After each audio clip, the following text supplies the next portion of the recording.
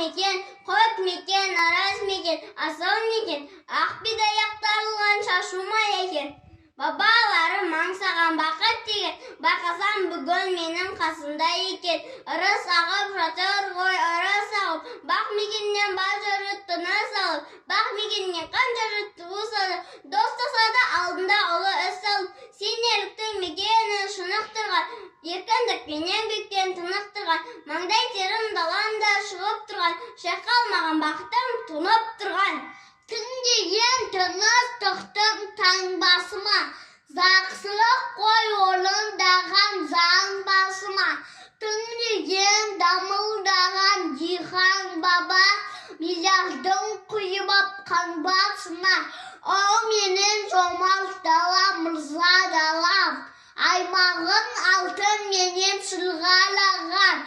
Достықтың дастарханы жайылғанда, досым түгіл қасымда ырзамаған. Қасиетті Қазақстан, тың мекенім әлемге атағында ту көтерілдім. Ту көтеріп, туысқан тың көтерілдім. Тың ырысым шенімен бірге өтемін.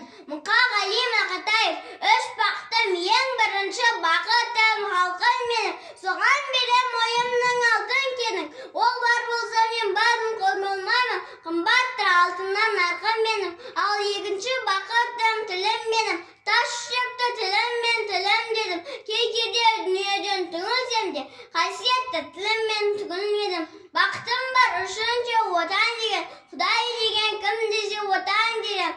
Отты сөлген жалғанда жанбасын ба? Ойланбай-ақ кел дағы отау менен.